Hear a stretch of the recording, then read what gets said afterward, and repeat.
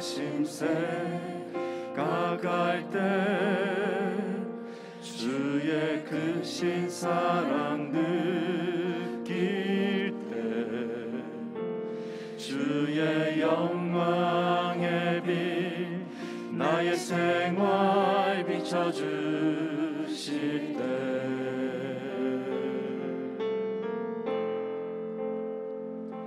주가 주신 기쁨 맛볼 때에 주의 사랑 속에 나 잠길 때 주의 영광의 빛 나의 생활 비춰주실 때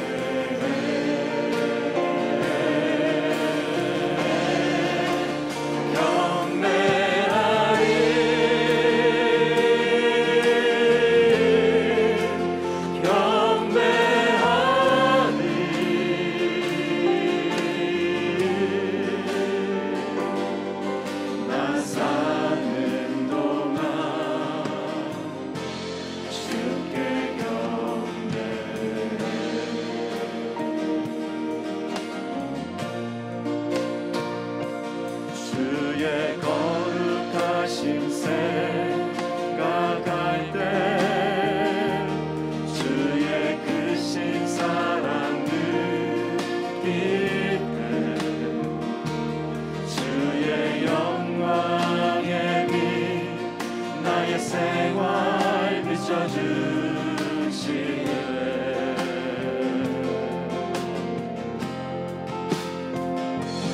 주가 주신 기쁨 맛볼 때에 주의 사랑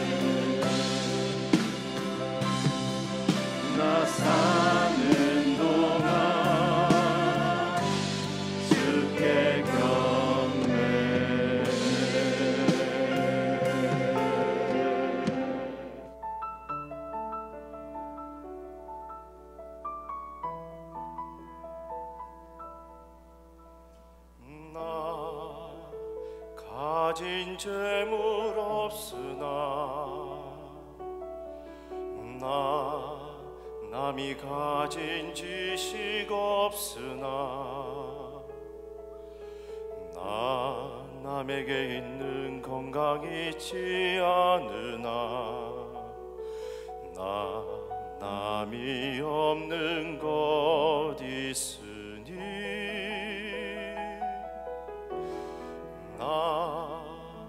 가진 재물 없으나 남이 가진 지식 없으나 남에게 있는 건강 있지 않으나 남이 없는 것 있으니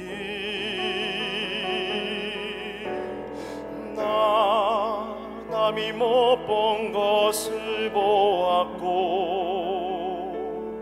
남이 듣지 못한 음성 들었고 남이 받지 못한 사랑 받았고 남이 모르는 것 깨달았네.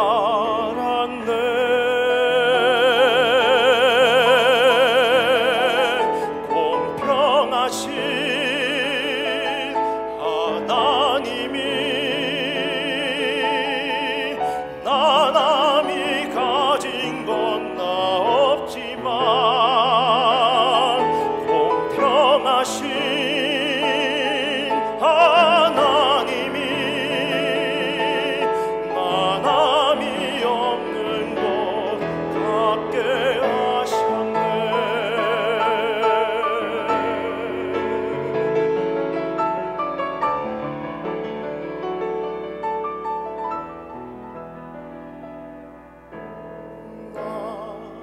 남이 못 본 것을 보았고 남이 듣지 못한 음성 들었고 남이 받지 못한 사랑 받았고 남이 모르는 것 깨달았네.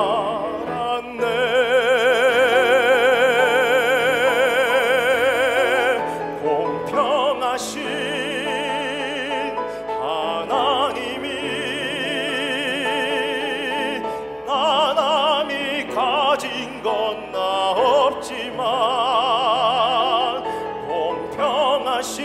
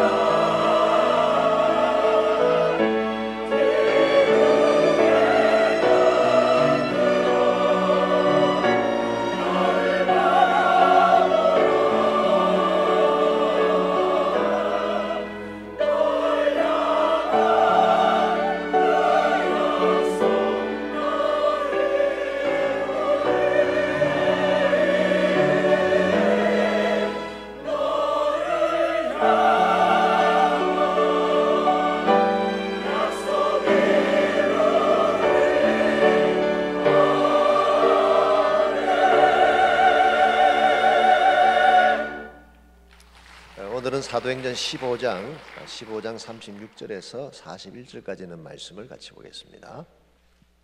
찾으셨으면 한 절씩 교독합니다.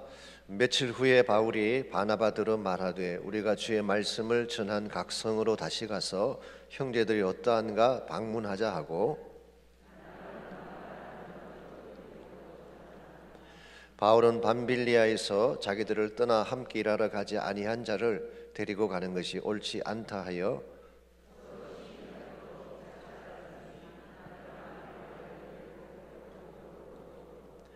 바울은 신라를 택한 후에 형제들에게 주의 은혜에 부탁함을 받고 떠나 수리아와 길리기아로 다니며 교회들을 견고하게 하니라.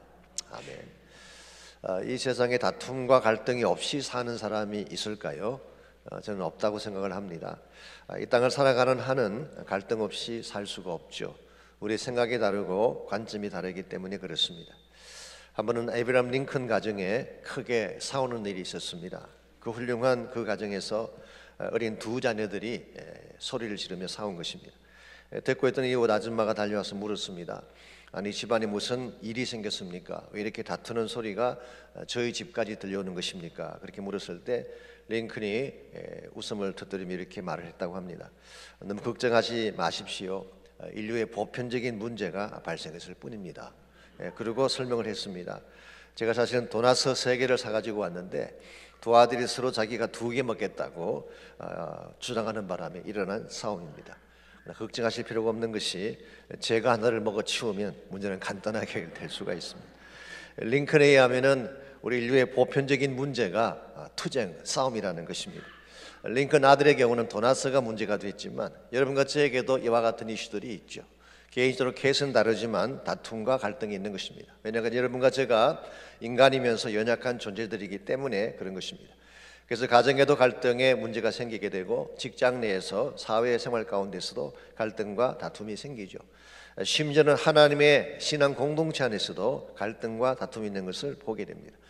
그러나 갈등이 일어났다고 해서 가던 길을 포기한다든가 그것에 얽매여서 삶을 그르치게 되면 하나님이 기뻐하지 않습니다. 갈등이 왔지만 이 갈등이라는 파도를 넘어가야지 더 성숙하고 더 아름다운 열매를 맺을 수 있는 것입니다. 여러분의 인생 가운데도 갈등이 있을 것입니다. 여러분의 가정 속에도 갈등이 있고 지금도 아마 갈등 가운데서 힘들어하는 분이 계실지 모르겠습니다. 그럴지라도 이 갈등을 넘어가야 됩니다. 왜냐하니까 여러분과 저는 이 갈등의 문제를, 인류가 가진 갈등의 근본적인 문제를 해결하기 위해 이 땅에 오셔서 죽으시고 부활하신 예수님을 따르는 제자들이기 때문에 그렇습니다. 예수님은 모든 갈등의 해결자였죠. 그리고 궁극적으로 십자가는 우리의 모든 갈등을 풀어준 해답이기도 했습니다.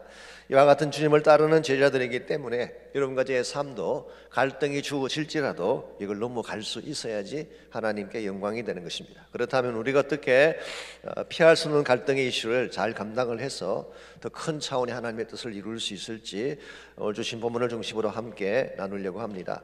오늘 같이 읽은 본문에 보시면 초기 교회 당시 하나님의 사역을 감당했던 교회 지도자 사이에 갈등이 일어난 사실을 읽어볼 수가 있습니다. 사실 지금까지 우리가 사도행전을 같이 묵상해 왔지만 지금까지 흐름과는 좀 다른 주제를 소개하고 있죠.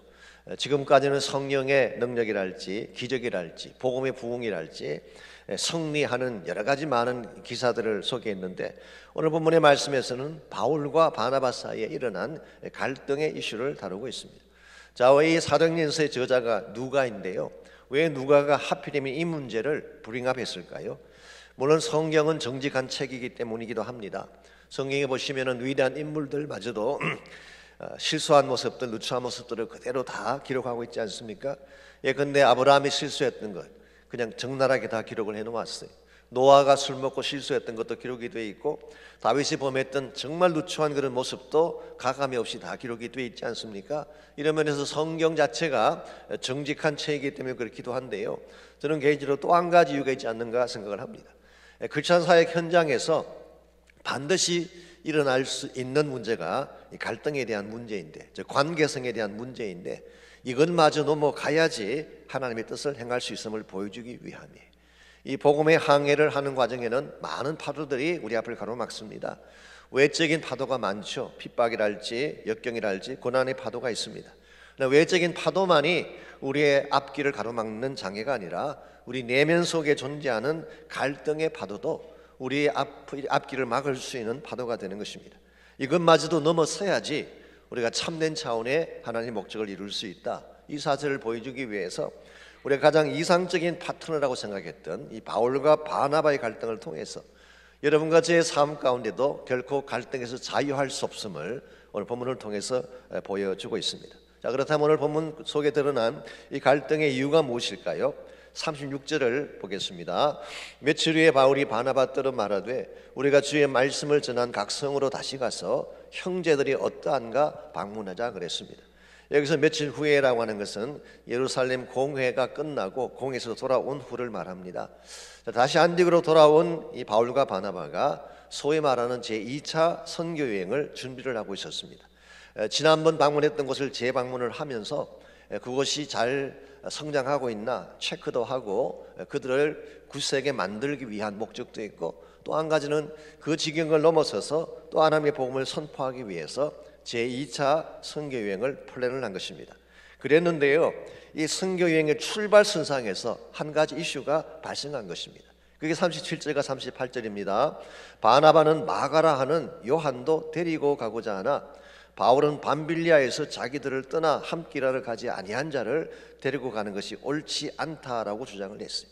바나바는 마가 요한도 데리고 가자.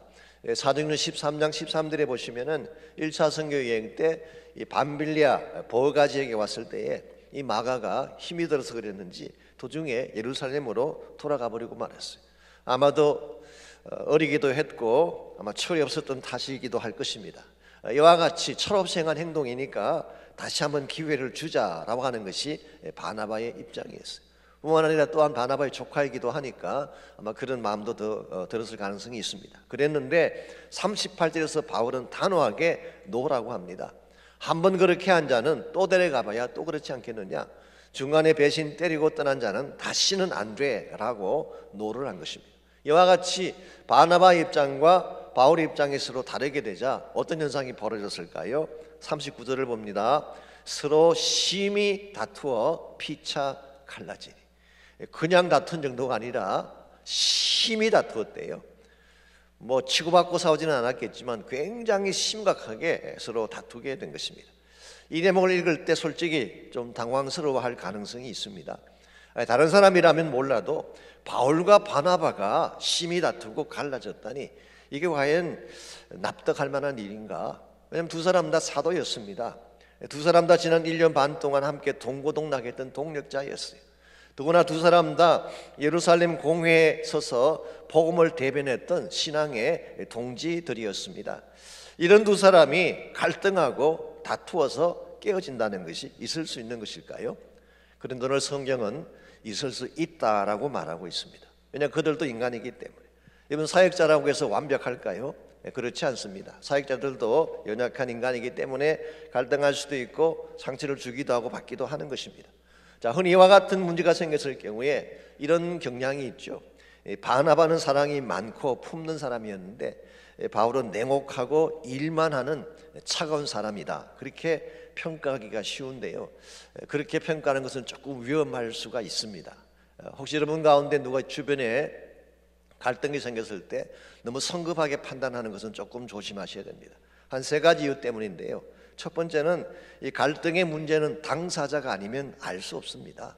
부부관계에 문제가 생겼잖아요. 제3자인 우리가 보는 것하고 당사자는 다른 것입니다. 우리가 모르는 어떤 이슈가 있을 수도 있기 때문에 함부로 문제가 생겼을 때 가십하고 거기에 대해서 나의 생각을 나타내는 것은 위험할 수 있는 것입니다. 두 번째로 무조건 덮기만 하는 것이 사랑일까요? 우린 덮으면 다 사랑이죠. 사랑으로 품자 그러는데 무슨 일이 일어나든지 품기만 하면 그게 다 사랑일까요? 혹은 바울에게는 그런 사랑이 없었다는 뜻일까요? 아닙니다. 성급한 판단입니다. 나중에 설명을 좀 드리겠습니다. 그것은. 세 번째로 더구나 우리 자신들도 똑같이 갈등하고 싸우면서 다른 사람들의 갈등에 대해서는 칼을 들이대는 경우, 이게 대단히 위험한 일이 아닐 수가 없습니다. 그러므로 우리는 갈등이 생겼을 때에 너무 쉽게 판단한다든가 평가를 내리는 것은 조금 조심을 해야 됩니다. 오늘 본문에서 중요한 것은 이것입니다. 두 사람이 갈등했다는 사실이 중요한 게 아니라 이 갈등을 넘어섰다는 것이 중요한 거예요. 여러분 가정의 삶 가운데 갈등이 일어납니다. 다툼이 일어납니다. 근데 다툼에 패배를 해서 깨어지게 되는 것이 아니라 넘어선다는 것이 크리스찬 삶의 특징이라는 것입니다. 오늘 본문 말씀에 의하면은 비록 바나바와 바울이 헤어지긴 하지만 그들에게 부과되었던 선교적 사명은 중단되지 않았어요. 오히려 역설적으로 더 풍성하게 진행된 사실을 성경에 기록하고 있습니다. 사도 바울이 원래 계획 같았으면 구브로를 갔다가 이제 내륙으로 들어가야 되는데 이 문제 때문에 곧장 길리기아로 달려갔어요. 그 결과 나중에 유럽 선교의 문을 여는 데에 신속하게 그 문을 여는 것을 진행할 수가 있었던 것입니다. 오늘 가정의 삶 가운데도 마찬가지 갈등이 일어날 수가 있습니다. 다투기도 하고 의견을 달리할 수도 있죠. 그렇다고 해서 이것 때문에 관계가 깨어진다든가 상처로 말미암아 무너지게 된다면 이거 하나님이 기뻐하시는 뜻이 아니라는 것입니다. 가정에 일어나는 갈등의 문제이든 개인에 대한 문제이든 이번 신앙 공동체나 사역에 대한 문제이든 다 동일합니다. 우리 이걸 넘어가야 돼요. 어떻게 하면 우리가 갈등의 파도를 넘어가서 하나님께서 우리에게 부여하신 더 큰 차원의 비전을 이룰 수가 있을지 오늘 본문에 주어진 이 바나바와 바울의 갈등 문제를 통해서 함께 정리해 보려고 합니다. 제일 첫 번째로 갈등의 장애를 넘어가려면요, 서로의 다름을 인정해야 됩니다. 우리는 흔히 나와 다르다고 다른 사람을 만나면 틀렸다라고 생각하는 경향이 있죠. 그런데 그냥 다른 거예요. simply 다른 것뿐입니다. 그러니까 하나님이 우리 모든 인간을 유니크하게 창조하셨기 때문에 다를 수밖에 없어요. 지금 전 세계 65억 혹은 70억의 인구가 살고 있다고 하는데요, 한 사람도 똑같지가 않아요. 손금이 다 달라요. 나무에 보시게 되면 수천 수만 개의 나무잎이 달려있지 않습니까? 자세히 보세요. 다 달라요. 이게 하나님의 창조의 신비로움입니다. 하나님이 여러분과 저를 유니크하게 만드셨기 때문에 다를 수밖에 없는 것입니다. 그런데 우리는 흔히 다르면 틀렸다고 생각을 해요. 나와 다른 사람들은 다 틀린 거예요. 이건 대단히 잘못된 평가 기준이 아닐 수가 없습니다. 오늘 본문에 나오는 바울과 바나바는 다른 성격의 소유자인 것이 분명합니다. 흔히 말하는 기질 테스트를 해본다면 분명히 다른 결과가 나왔을 것입니다. 예컨대 바나바는 아마 성격 테스트를 한다면 점액질일 가능성이 많죠. 착한 사람이었어요. 마음이 여린 사람, 온유한 사람, 자신이 상처를 받을지언정 남에게 상처를 주지 못하는 이런 사람. 그렇기 때문에 사울이 처음 개종했을 때에 사울을 품고 다른 사람들에게 소개한 장본인이 바나바였습니다. 이와 같은 성격을 가진 바나바였기 때문에 자기 조카 마가 요한이 실수를 했지만 당연히 다시 회복시켜주고 싶어 하는 것이죠. 그래서 함께 가자고 말한 것입니다.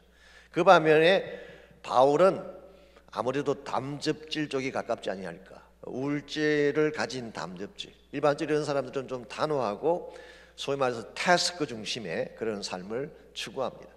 자, 바울에게 중요한 것은 선교였어요. 개인적인 일이라면 얼마든지 데려갈 수가 있죠. 예를 들면 쇼핑 가다가 소풍 가다가 삐친 케이스라면 얼마든지 품어갈 수가 있습니다. 그런데 지금 이 케이스는 복음을 전하기 위해서 가는 길이에요. 기독교 역사상 굉장히 중요한, 절대로 그렇지는 아니 될 복음의 문을 열기 위해서 떠나는 여정인데 어떻게 아무렇게나 데려갈 수가 있겠어요? 이건 하나님에 대한 일이고 생명에 관한 일이고 인류 구원에 관한 일이기 때문에 사사로운 감정으로 결정해서는 안 된다라고 하는 것이 바울의 입장이었습니다. 자, 그렇다면 품고 가자고 했던 바나바가 옳은 것일까요? 타스크 중심으로 선교를 위해서 이 사람을 두고 가자고 하는 것이 옳은 것일까요? 여러분 어떻게 생각하십니까? 둘 다 옳을 수 있어요. 둘 다 옳을 수가 있어요. 더 정확하게 말하면, 또 엄격하게 말하면 이것은 right or wrong에 대한 이슈가 아닙니다. simply 다르다는 것뿐이에요. 이건 옳으냐 그르냐에 대한 문제가 아니에요. 윌리 크랙에서 오래전에 만들었던 교재 중에 네트워크라고 하는 교재가 있죠. 은사 배치 사역이라고 해서 저희 교회에서도 옛날에 제자훈련을 마치면은 우리 같이 산에 올라가서 1박 2일로 이걸 다뤘던 적이 있는데요. 그게 보게 되면 빌 하이블스 목사님이 그 은사를 바르게 쓰려면 세 가지 요소를 꼭 확인을 해야 된다. 첫 번째로 은사를 발견해야 된다. 이제 what이죠. 무엇으로 섬길 것이냐라고 하는 것이죠. 두 번째로 열정을 발견해야 된다. 어디에서 섬길 것인가. 이 where, 어디에서 섬길, 이게 열정이 결정하는 것입니다. 세 번째로 스타일을 점검해야 된다. 이게 how에 대한 것입니다. 똑같은 은사를 가지고 똑같은 장소에서 섬기더라도 개인 스타일이 어떠냐에 따라서 섬기는 내용이 달라질 수가 있다는 것이죠. 그래서 이분은 크게 두 가지 캐리고리로 그걸 분류를 했어요. people 중심이냐, 태스크 중심이냐, 즉 사람 중심이냐, 일 중심이냐. 또 한 가지는 체계적이냐, 비체계적이냐. 이걸 가지고 이제 테스트를 하게 하고 본인이 어떤 스타일인가를 점검하게 하는 그런 문제집이 있습니다. 그분이 내린 결론이 뭔지 아십니까? 이 개인 스타일에 대해서는 옳고 그름이 없습니다. 하나님이 우리를 유니크하게 창조하셨기 때문입니다 라고 그렇게 설명을 하고 있어요. 저는 그 말에 참으로 동의를 합니다. 제가 아는 목사님 중에 저 아주 정반대인 분이 계십니다. 말이 참 많으신데 저는 말이 좀 적은 편이거든요. 그분은 누구나 다 알아야 돼요. 타운에는 모든 목사님들 다 알아야 되고 자기 만난 사람 다 알아야 돼. 이분이 옛날에 대학교 다닐 때 연세대학을 다니셨는데요, 이 백향로라는 길이 있습니다. 이 교문 앞에서 올라가는 길이 있는데요, 뭐 한 20분이면 올라갈 수 있는 길인데 이분은 보통 3시간씩 걸려요. 가면서 모든 사람 다 만나서 안부 전해야지, 형편 물어봐야지, 집안 사정 의논해야지. 그러다 보니까 3시간씩 걸리는 이런 분. 제 같으면 웬만하면 앞만 보고 가는데 그분은 그렇지가 못한 것입니다. 여러분과 제가 이 다르다는 것을 이해할 때에 우리 삶의 관계성이 훨씬 더 좋게 되는 것입니다. 제가 자주 말씀드리지만 우리 와이프하고 저하고도 많이 다르잖아요. 와이프는 사실 좋아하는 음식이 깔끔한 일식 같은 걸 좋아하는데 저는 주로 양 위주로, 양이 많아야지 전 좋은 음식이에요. 그게 뭐 국밥이나 육개장 같은 거 밥 말아 먹으면 배부르게 할 수 있는 그런 음식. 이 사람은 클래식 같은 고상하는 노래를 좋아하지만 전 그렇지 않거든요. 저에게 있어서 클래식은 수면제입니다. 듣는 순간 자기 시작해. 분명히 다릅니다. 다른 존재이고 다른 성격을 가지고 있지만 다름을 인정하는 순간 관계가 풀리는 거예요. 아, 달라서 그렇구나. 저 사람이 저렇게 행동하는 이유가 다르기 때문이지 악한 것이 아니구나라고 생각하는 순간 이해하기 시작하는 것입니다. 예수님 경우는 어떻게 하셨는지 아십니까? 히브리서 4장 15절에 보게 되면 우리 대제사장 되신 그 예수님은 우리 연약함을 동정하지 않는 분이 아니다. 옛날 번역에서는 체휼하지 않는 분이 아니다. 그렇게 번역했어요. 영어 성경 보면은 He can sympathize us. 우리와 마음을 같이 하는 분이다. 그렇게 해석이 되어 있어요. 그래서 우리 연약한 것을 이해하시고 우리 실패를 이해하시고 우리 연약함을 다 아시는 분. 예수님은 여러분같이 연약함을 아시기 때문에 무슨 일을 하셨는지 아십니까? 그분이 우리에게로 다가오셨어요. He became like us. 이게 성육신 사건이에요. 이게 주님께서 여러분과 저를 사랑하고 억셉트하신 방법입니다. 만약 예수님이 그렇게 우리를 억셉트했다면 나와 다른 사람에게 어떻게 어프로치해야 될까요?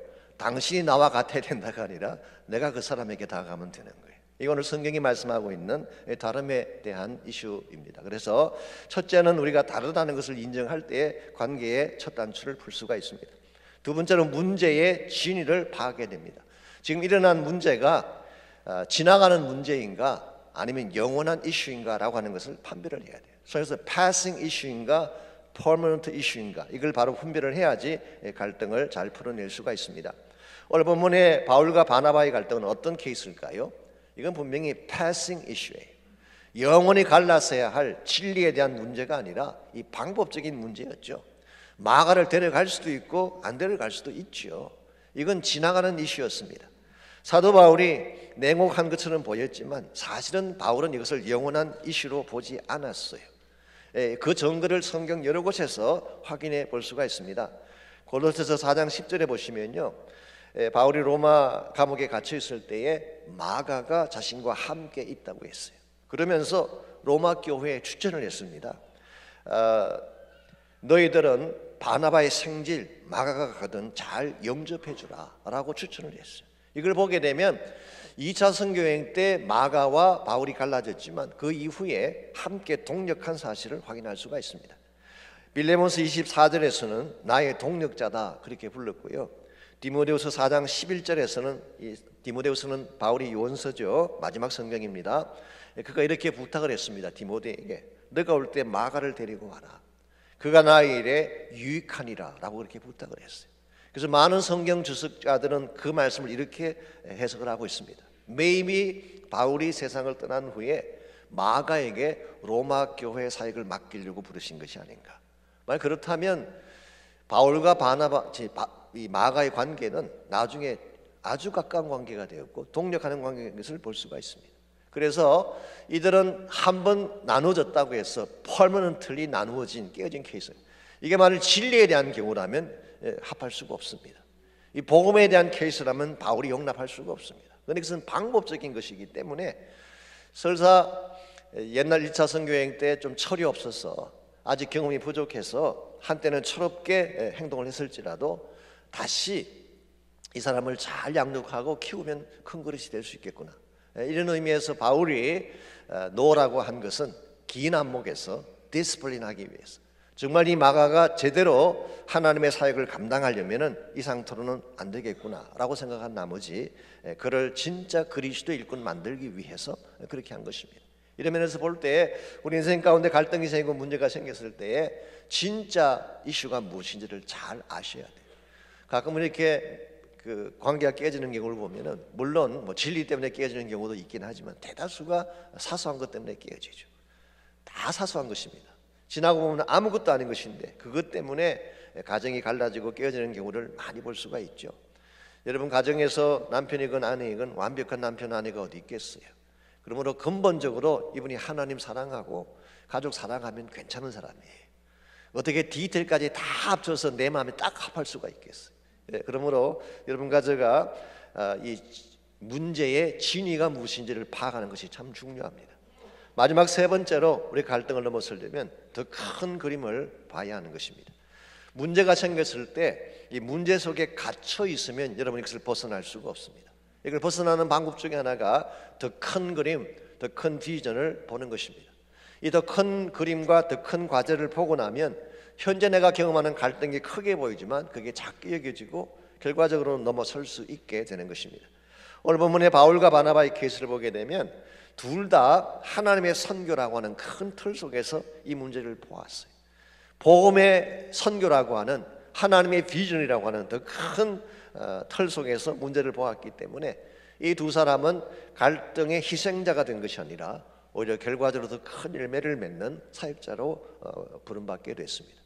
바나바는 구브로로 가서 구브로를 중심으로 사역을 펼쳤고, 바울은 길리기아를 거쳐서 갈라디아 지역과 드로아 지역을 거쳐서 나중에 유럽 쪽에 가서 복음을 전하는 사역을 하지 않았습니까? 그러므로 갈등이 생긴 것처럼 보였지만 결과적으로는 영어로 complementary, 서로 보충해주는, 연약하고 부족한 것들을 서로 보충해 줌으로써 합치면 하나님 전체를 가지고 합치면은 더 큰 역사를 이루게 되는, 이게 우리가 갈등을 풀어낼 수 있는 비결이 되는 것입니다. 하나님은 우리의 갈등마저도, 우리의 문제마저도 사용하시는 하나님이에요. 그러므로 나에게 문제가 생겼다고, 갈등이 생겼다고 이것 때문에 깨어지고 나누어지기보다는 더 종합적인 하나님의 계획, 더 입체적인 하나님의 목적을 보고 하나님께로 나아갈 때에 여러분 갈등을 넘어서서 하나님의 비전과 뜻을 이룰 수가 있습니다. 혹시 여러분 가운데 갈등이 생겨서 아파하는 분이 계시든지 그것 때문에 엉킨 관계 때문에 고통을 당하는 분이 혹시 계신다면 여러분 그 갈등의 감옥에서 나와야 돼요. 하늘을 봐야 돼요. 하나님께서 지금 무엇을 행하고 계시는가, 큰 그림을 봐야 돼요. 우리가 교회 안에서 서로 다투고 싸우는데요, 하나님의 비전이라는 큰 틀을 보고 나면 내가 싸우는 것이 얼마나 부릴 것 없는 것인지, 내가 조금 더 차지하고 조금 덜 차지하는 것이 아무 이슈도 아니라는 것을 알게 됩니다. 그래서 날마다 우리 마음속에 하나님의 비전을 보여달라고 기도하셔야 돼요. 하나님께서 지금도 전 세계 열방을 위해 일하고 계시는데 이 큰 그림을 보고 나면 내가 지금 겪는 아픔이 크게 보이지만 사실 아무것도 아니구나, 다 지나가는 것이구나, 사소한 것이구나 라고 하는 것을 깨닫게 됩니다. 제가 자주 말씀드리지만 18세기 영국의 부흥운동을 주도했던 두 인물이 있습니다. 존 웨슬리하고 조지 윗필드라는 분이 있었어요. 이 두 사람도 옥스퍼드 대학 출신이고 두 사람 다 홀리 클럽 멤버들이었고 두 사람이 철저하게 말씀을 가르치고 말씀 중심의 삶을 살았기 때문에 나중에 그들에게 붙여진 별명이 뭔가요? 메소디스트. 이 메소디스트라는 말이 거기서 나온 것입니다. 그 정도로 영국 안에 부흥운동을 주도했던 그런 두 인물인데요, 두 사람 사이에 문제가 생겼어요. 갈등이 생겼어요. 그래서 서로 같이 갈 수 없도록 굉장히 어려운 관계가 됐을 때에 조지 윗필드가 선포하잖아요. 조지 휘필드는 무대에서 사라지고 그리스도의 영광만 나타날지어다. 이 말을 선포하고는 신대륙인 미국으로 건너왔습니다. 미국으로 건너왔더니 그때가 마침 어느 시기였냐고 하면 이 조나단 에드워드라고 하는 사람을 중심으로 미국의 대각성 운동이 일어나는 그 시기였어요. 그래서 미국 전체가 잘 어웨이큰하기 위해서 큰 각성 운동이 일어나던 시기인데, 사실 이 조나단 에드워드 같은 분은 말씀을 잘 전하긴 하지만 이분은 부흥사는 아니에요.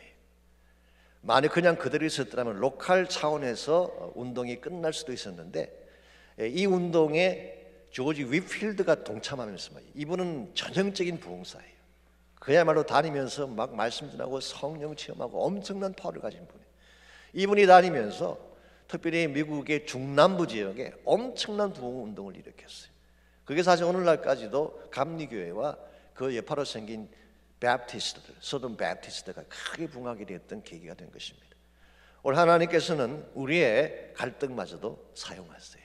우리의 문제마저도 사용하셔서 우리가 하나님의 큰 뜻 앞에 순복하기만 하면 하나님은 이와 같은 문제를 통해서 더 큰 역사를 이루시는 하나님. 그러므로 여러분과 저의 삶 속에 갈등이 있지만 절대로 갈등에 얽매이지 마십시오. 그리고 무엇보다도 갈등이 왔을 때에 혼자 갈등의 아픔을 부여잡고 힘들어하지 마세요. 십자가 앞으로 나오시기 바랍니다. 십자가는 우리의 모든 갈등을 풀어줄 수 있는 근본 해답이 됩니다.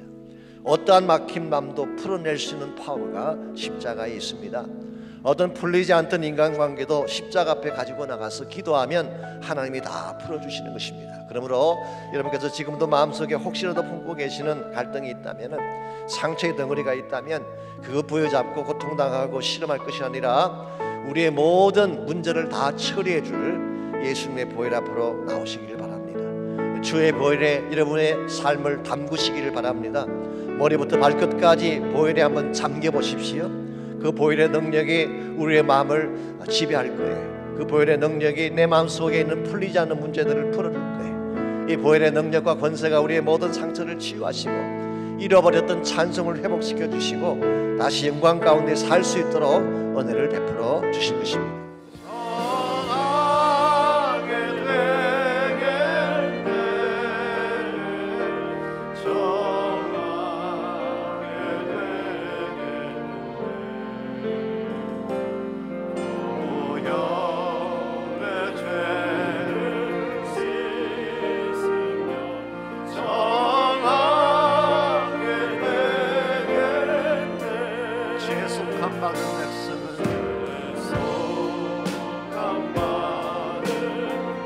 다윗이나 함께 찬양하겠습니다.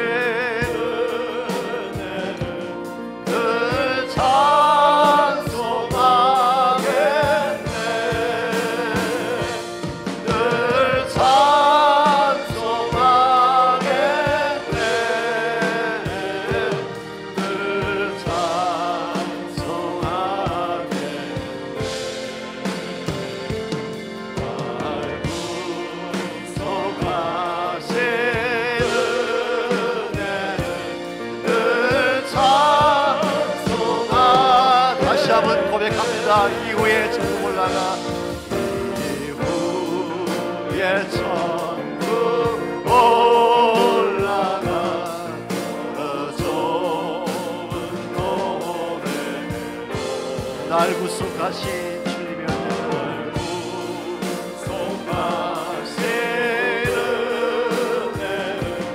늘 찬송하겠네. 늘 찬송하겠네.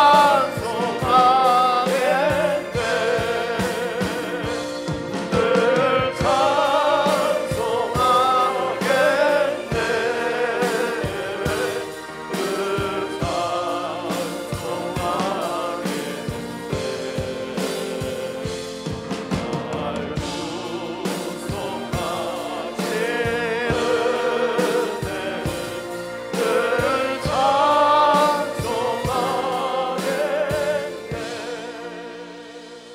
하나님 감사합니다. 우리를 사랑하시되 피 흘리기까지 사랑해 주신 주님의 보혈의 은혜를 감사합니다. 어떠한 죄인도 받아주시고 어떠한 허물도 용서해 주시고 주홍 같은 죄, 진홍 같은 죄도 흰눈같이 깨끗하게 씻겨주시는 예수님의 보혈을 감사합니다. 이 보혈의 능력을 힘이 더 사는 우리가 되게 하시고 주의 능력의 손을 붙잡고 살아감으로써 더 이상 낙심하지 않게 하시고 넘어지지 않게 하시고 참 하나님의 사람들답게 생기를 가지고 힘있게 능력있게 사는 모든 주의 백성들 되게 하여 주시옵소서. 이제는 우리